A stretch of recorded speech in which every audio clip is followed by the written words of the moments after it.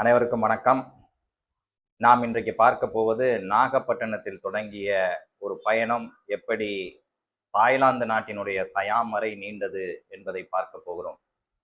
தமிழ்நாட்டின் நெற்களஞ்சியம் என்று அழைக்கப்பட்ட ஒருங்கிணைந்த தஞ்சை மாவட்டம், அதேபோல் சேது மன்னர்கள் ஆண்ட ராமநாதபுரம் சிவகங்கை பூமி, இவற்றோடு இணைந்திருக்கிற புதுக்கோட்டை, தஞ்சாவூர் வரையிலான இந்த பகுதியில் எண்ணற்ற வேலையில்லாத இளைஞர்கள் பொருளாதார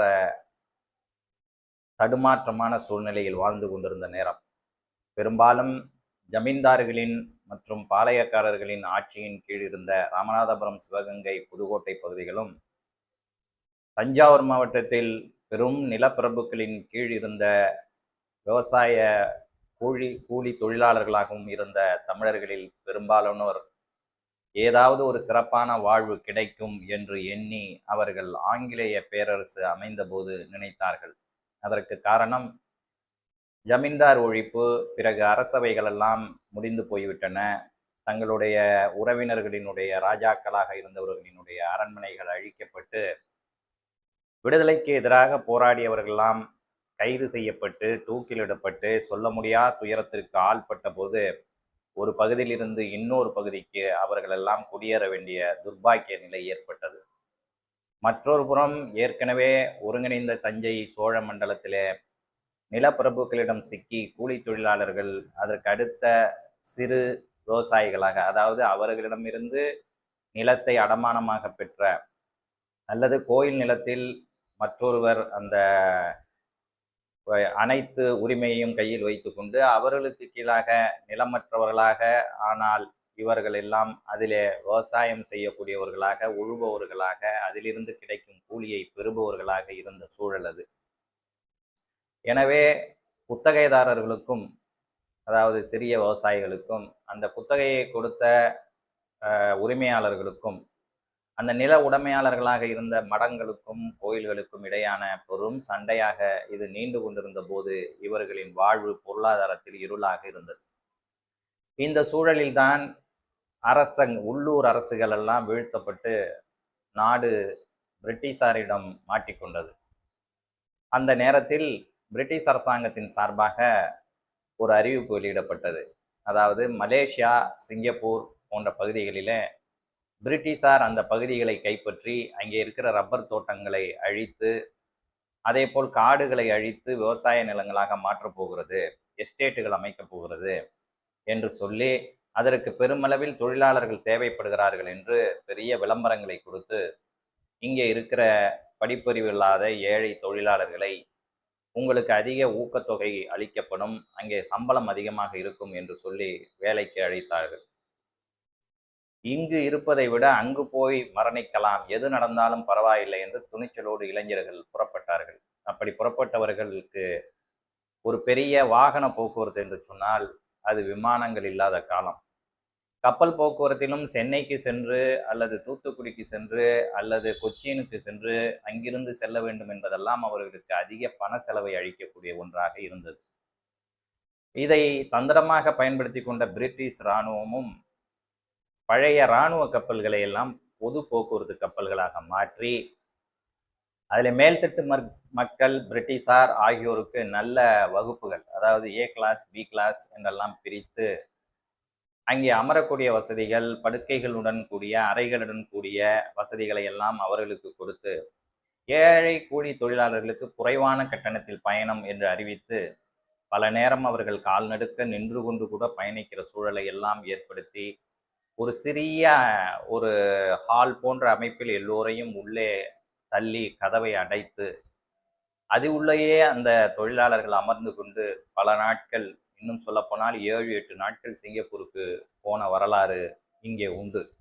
அப்படி போனாலும் பரவாயில்லை என்று லட்சக்கணக்கான இளைஞர்கள் ஒவ்வொரு நாளும் ஒவ்வொரு முறையும் அந்த கப்பல் புறப்படும் போதெல்லாம் அதை டிக்கெட் வாங்கி வைத்து கொண்டு செல்ல எத்தனித்தார்கள். ஒரு தடவைக்கு 5000 பேர், 6000 பேர் என்று ஒவ்வொரு கப்பல் மூலமாகவும் பயணித்தார்கள்.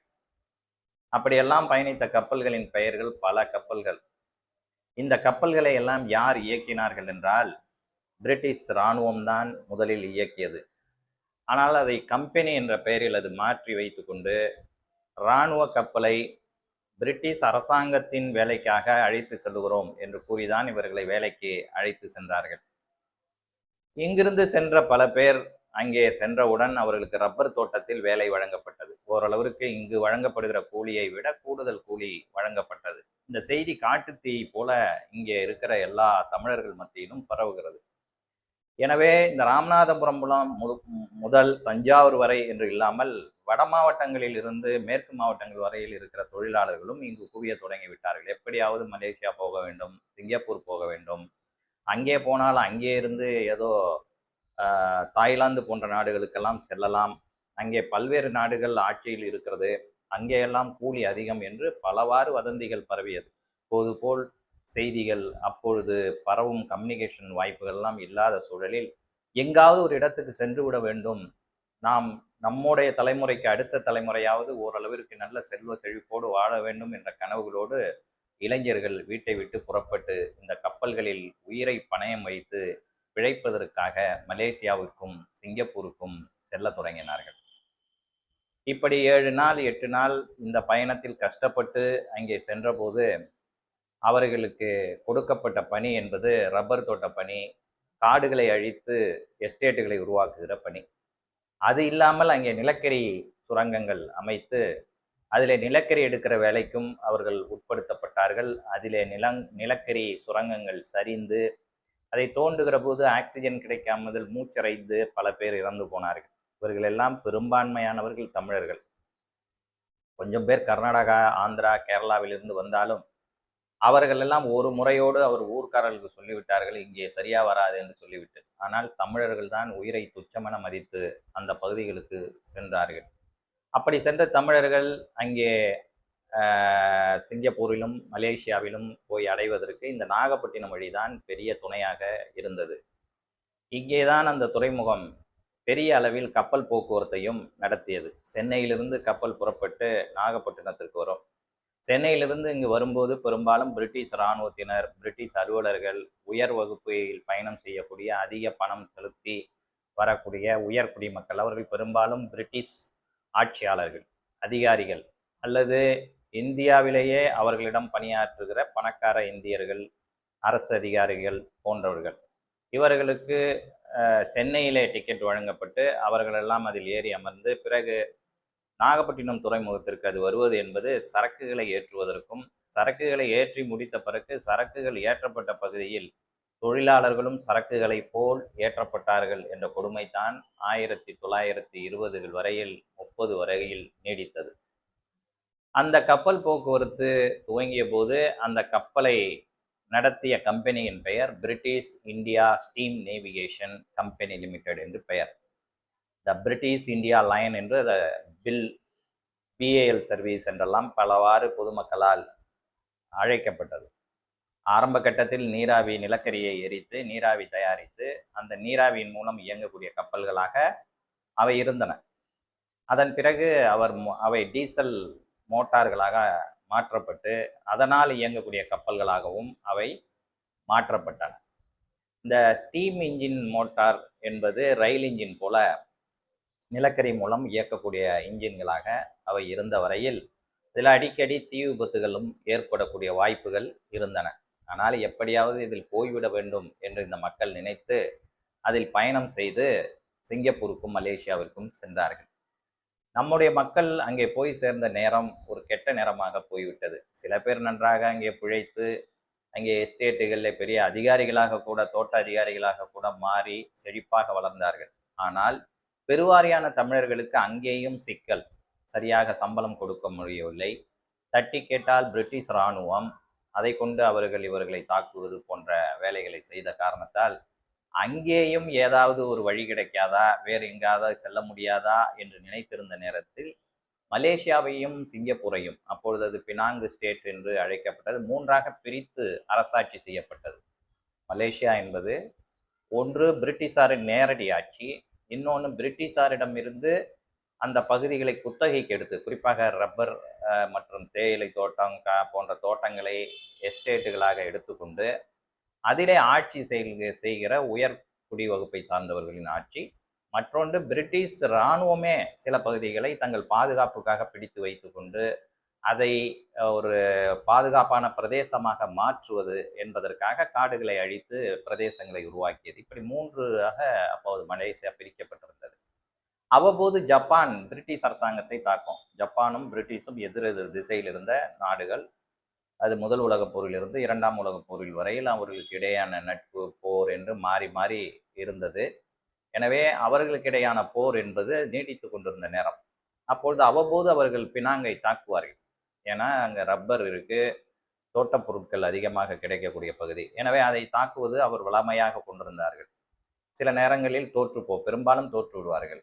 அப்பொழுதெல்லாம் சிறு சிறு காடுகளில் சிறு சிறு பகுதிகளை பிடித்து கொண்டு அங்கே உளவாளிகளையும் தங்களுடைய ஏஜெண்டுகளையும் நியமித்து அங்கிருந்து மக்கள் வசிக்கிற மலேசியாவின் உள்பகுதிகளுக்குள் அந்த ஏஜெண்டுகளை அனுப்பி அங்கே இருக்கிற தமிழர்களை நீங்கள் வேலைக்கு வாருங்கள், எங்களிடம் ஜப்பானுக்கு வாருங்கள், தாய்லாந்துக்கு வாருங்கள் என்று ஆசை வார்த்தை கூறி உங்களுக்கு அதிக சம்பளம் கிடைக்கும், ஏன் நீங்கள் பிரிட்டிஷாரிடம் இப்படி அடிமைகளாக இருக்கிறீர்கள் என்று சொல்லி அந்த ஏஜெண்டுகள் இவர்களை அழைத்து கொண்டு தாய்லாந்துக்கு அனுப்புகிற வேலையை பார்த்தார்கள். அங்கு என்ன தாய்லாந்தில் வேலை என்றால், ஜப்பான் ஓரளவிற்கு இந்த இந்த அழைத்து கொண்டிருந்த காலகட்டத்திற்குள்ளாக ஜப்பான் தாக்குதல் நடத்தி மலேசியாவை கைப்பற்றிவிட்டது.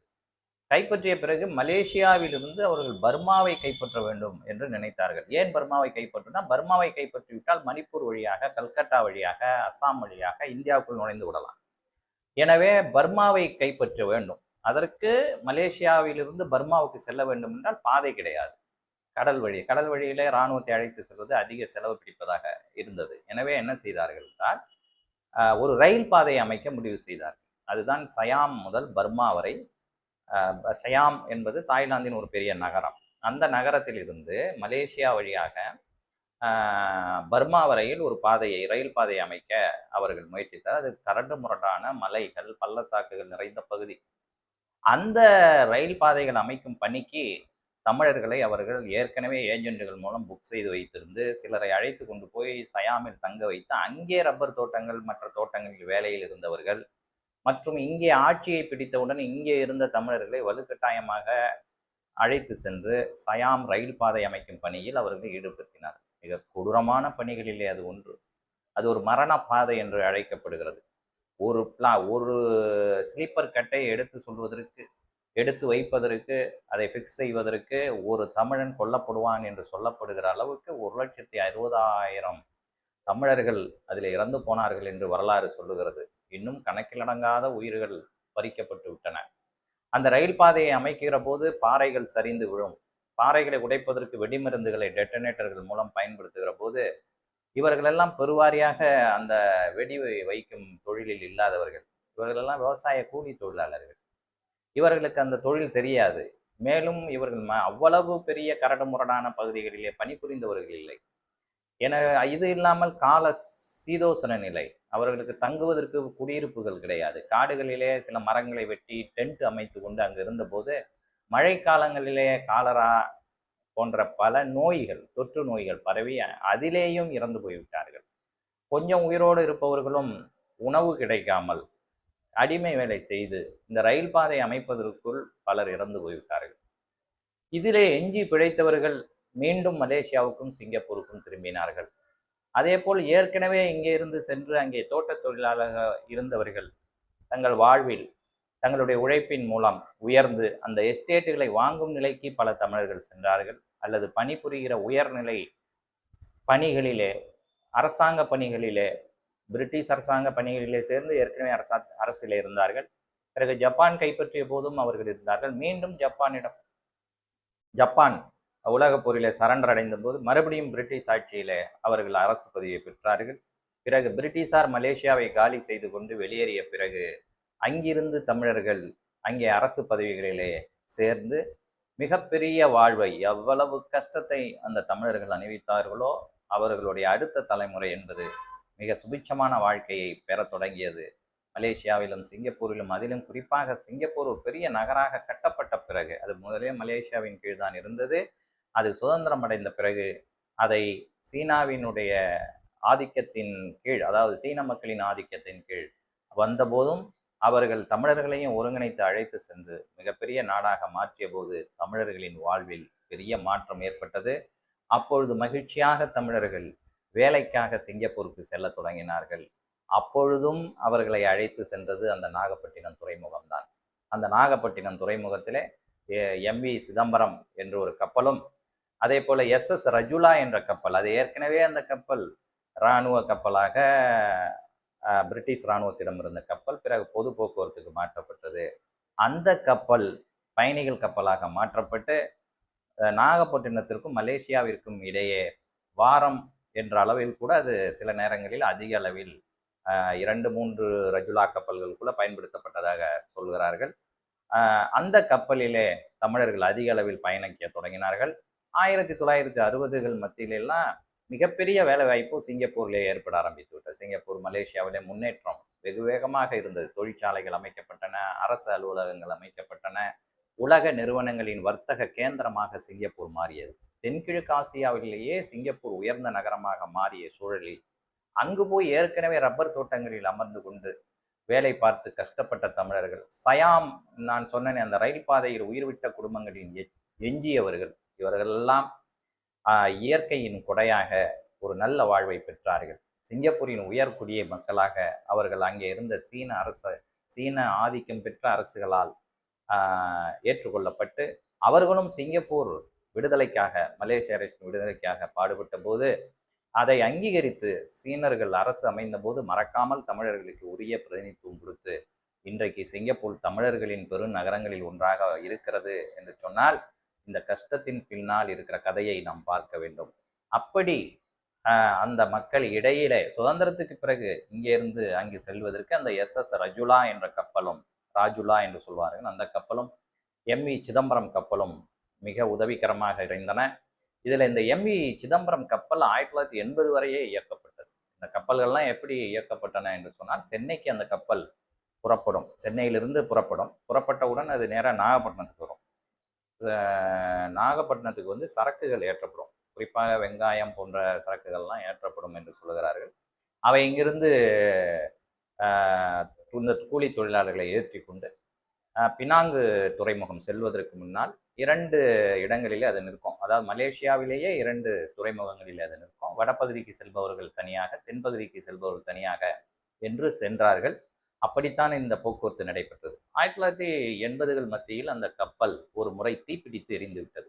கப்பல்களில் எப்போதுமே தீப்பிடித்து எரிகிற வரலாறு உண்டு. ரஜுலா கப்பல் அதற்கு முன்னரே சுதந்திரத்துக்கு முன்னர் ஒரு முறை ஒரு புயலிலே சிக்கி கொண்டது.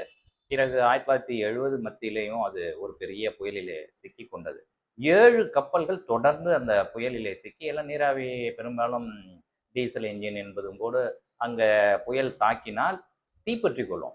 அப்படி அருகருகே சென்ற 7 கப்பல்கள் தீப்பற்றி கொண்டு எரிந்த போதும் பின்னாடி சென்று கொண்டிருந்த ராஜுலா கப்பல் 5000 தமிழர்களை ஏற்றி கொண்டு செல்லுகிறது. எல்லாம் நம்ம பகுதியை சார்ந்தவர்கள். அந்த மக்கள் மிகவும் கூக்குரலிட்டு அழுது கொண்டிருந்த போது அந்த மாலுமி மிக சிறப்பாக செயல்பட்டிருந்த கேப்டன் ஆஃப் த ஷிப் அந்த கப்பலை பின்னோக்கி நகர்த்தி அந்த சேதத்திலே அந்த கப்பலின் அடுத்த கப்பல்கள் எரிவதிலிருந்து வெடித்து சிதறுகிற தீப்பிழம்புகள் இதிலே விழுந்து தீப்பிடிக்காத அளவுக்கு அதை காப்பாற்றினார் என்று சொல்வார்கள். அது ராஜுலா கப்பல் தப்பித்த கதை என்பது இன்றைக்கும் பட்டுக்கோட்டை, மன்னார்குடி போன்ற பகுதிகளிலே பேசப்படுகிற வரலாறை நீங்கள் பார்க்கலாம். அதற்கு பிறகு எம்.வி. சிதம்பரம் கப்பலிலும் ஒரு பெரிய தீ விபத்து ஏற்பட்டது. நமக்கெல்லாம் தெரிந்த 1980கள் மத்தியில அதோடு அதிலேயும் பல பேர் இறந்து போய்விட்டார்கள். அந்த கப்பலிலே எப்படி தீப்பிடித்தது என்றால், புகைப்பூக்கி, சமையலறை புகைப்பூக்கி இருந்திருக்கிறது. அதிலே ஒரு தீப்பொறி கிளம்பி அதற்கு அருகே சில பேர் கடத்தல், அந்த கப்பலிலே நிறைய கடத்தல் நடக்கும். அதாவது சிங்கப்பூர், மலேசியா போன்ற நாடுகளில் இருந்து அதற்கு அப்பால் இருக்கிற தாய்லாந்து, சைனாவிலிருந்து எல்லாம் கடத்தல் பொருட்கள் வந்து அவற்றை எடுத்து வருவது கடத்தல்காரர்கள் இதில் குருவிகளாக நிறைய பேர் பயணிப்பார்கள். அப்பொழுது நைலான் புடவைகள் அதிகமாக ஜப்பானிலிருந்து சிங்கப்பூருக்கு வந்து அங்கேருந்து இங்கே எடுத்து வரப்படும். அதே போல் இங்கேருந்து சில பொருட்கள் அங்கே எடுத்து செல்லப்படும். அதுபோல் நைலான் புடவைகள் கடத்தலுக்காக அங்கேயே வைத்திருப்பார்கள். அது இங்கேருந்து போகவும் வரும். எப்பொழுது சாதகமான சூழல் அதிகாரிகளை ஏமாற்ற முடிகிறதோ அப்பொழுது அது கப்பலில் இருந்து வெளியேறிவிடும். அப்படி கடத்தல்காரர்கள் வைத்திருக்கிற அந்த துணி மூட்டைகள் எல்லாம் தீப்பற்றி கொண்டதால் தான் அந்த விபத்து ஏற்பட்டது என்றெல்லாம் கூட அந்த காலத்தில் பேசப்பட்டது. இது பற்றிய நிறைய கதைகள் இருக்கிறது. அதாவது தமிழர்கள் சிங்கப்பூர், மலேசியாவுக்கு எப்படி சென்றார்கள், அங்கே எப்படி ஆட்சியிலே அமைச்சர்களாக அமர்ந்தார்கள், மலேசியாவில் எப்படி சில பகுதிகளிலே மந்திரிகளாக மாறினார்கள் என்பதெல்லாம் பற்றி நாம் பார்ப்போம். மீண்டும் உங்களை சந்திக்கும் வரை உங்களுக்கு நன்றி கூறி விடைபெறுகிறேன். நன்றி, வணக்கம்.